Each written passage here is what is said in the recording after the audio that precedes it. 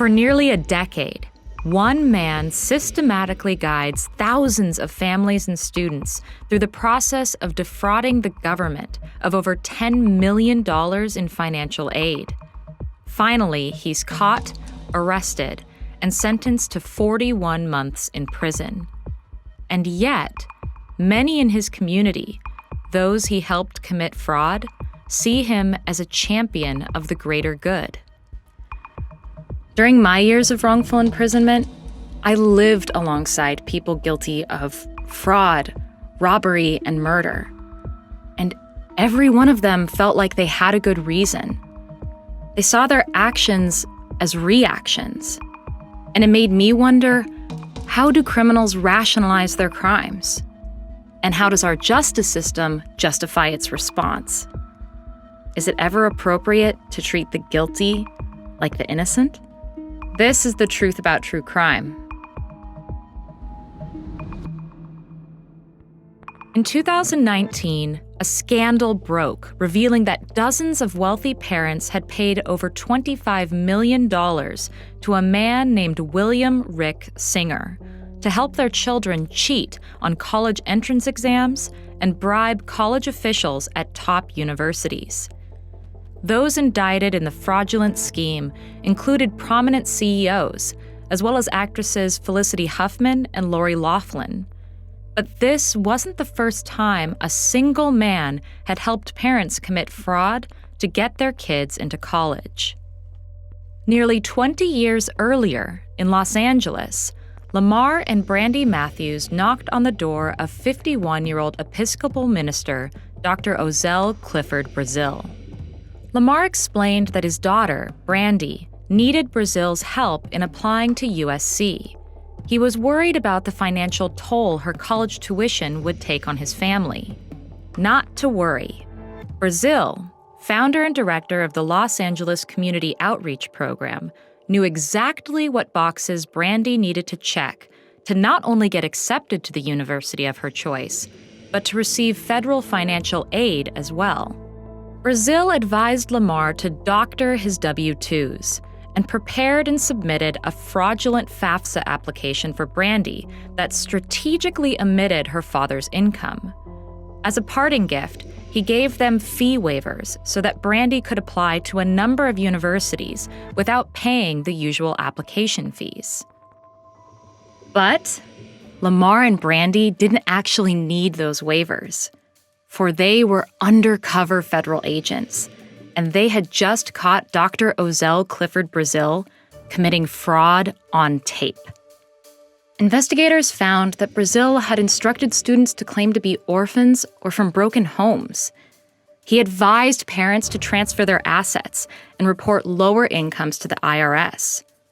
He fabricated stories about his students in letters he sent to college admissions officers. In short, Brazil systematically cooked the books in favor of his students, and he did so for years. Brazil stood trial on February 18, 2003, prepared to passionately defend his innocence. The government charged me saying that I taught children how to defraud the government. I totally, undeniably say I did not. But Brazil's court-appointed defense attorney, Ed Robinson, didn't have high hopes. Cliff's taking the position that he was merely advising the students and the parents and that he wasn't committing the actual offense. The fact of the matter is he committed the actual offense on the tape. In all honesty, Cliff really stood no chance of prevailing at trial.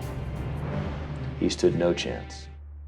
Brazil's fiery, unapologetic personality may not have done him any favors. People call it misguided altruism. There ain't a damn thing misguided about it. I knew exactly what I was advising them on. Is Brazil just another William Rick Singer, helping parents cheat to get their kids into college? Maybe, maybe not. For the parents he was helping weren't wealthy CEOs and Hollywood actresses. At Brazil's sentencing, U.S. District Judge Stephen Wilson and the prosecution debated the gravity of his actions. Here's how the scene unfolded. It's still a crime. It's certainly a crime. The whole reason these folks needed to come there was they had assets to hide. Well, that's true. I mean, by misusing the government's financial assistance, it could be argued that it was denying truly needy people access.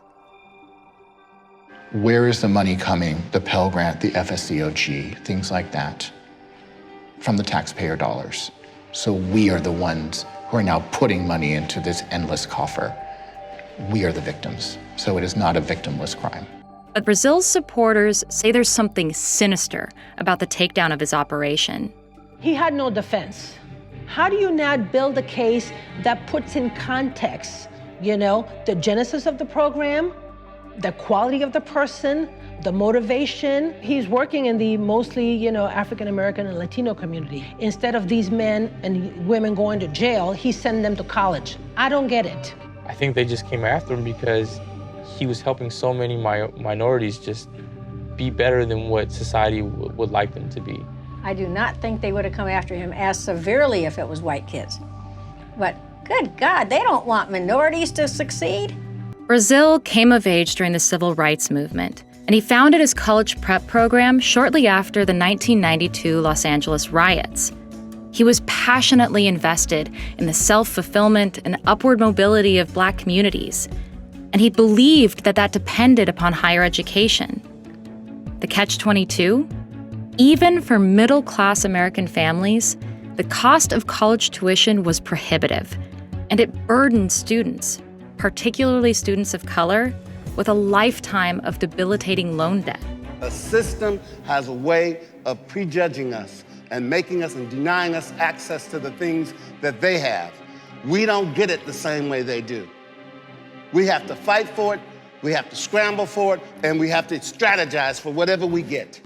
In an interview for The Atlantic, Brazil's court-appointed attorney, Ed Robinson, is quoted as saying, "Cliff is a damaged human being who doesn't have the wherewithal to deal with life's nuances.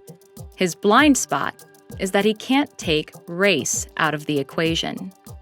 But can we take race out of the equation?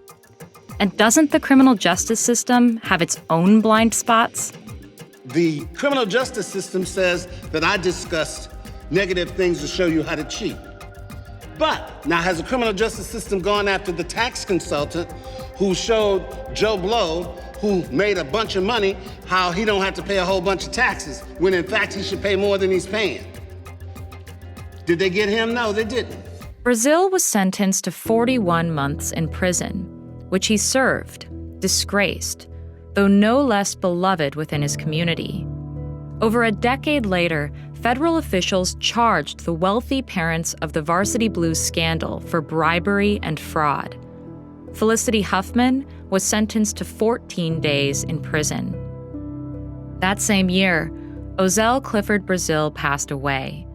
And less than a year later, major politicians like Bernie Sanders and Elizabeth Warren, aspiring for the presidency, started running on platforms which included free college tuition and the erasure of student debt.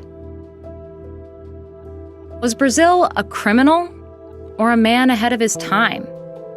What should the criminal justice system do if a crime, a violation of the law, does more good than harm? Does the historical injustice toward Black communities have any bearing on how we should deliver justice to Black Americans today? Let me know in the comments. And follow or subscribe so you don't miss the next episode of The Truth About True Crime.